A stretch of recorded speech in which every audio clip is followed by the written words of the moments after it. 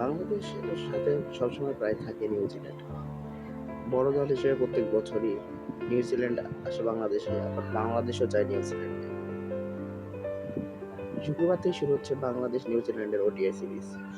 প্রথম ওয়ানডেতে মুখোমুখি হবে দুই দেশ। দিবারাত্রি ম্যাচটি শুরু হবে 12টার সময়। পরিসংখ্যানে বেশ পিছিয়ে বাংলাদেশ দল, তবে সুখের স্মৃতি রয়েছে।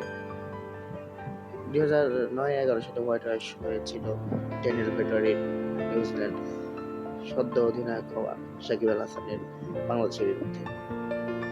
তাছাড়াও ইতিহাস আছে চ্যাম্পিয়ন্স ট্রফিতে হারানো। তবে নতুনত্ব নিয়ে দল গড়া বাংলাদেশ খুব বেশি আশাবাদী নয়। বেশ ফর্মটাও চলছে না ভালো। অধিনায়ক মেহেদী হাসান মিরাজের কণ্ঠে রয়েছে আত্মবিশ্বাস। তাহলে কি 15 বছর পরে সিরিজ জিতবে বাংলাদেশ, নাকি জয়টা অধরাই থেকে যাবে আবারও?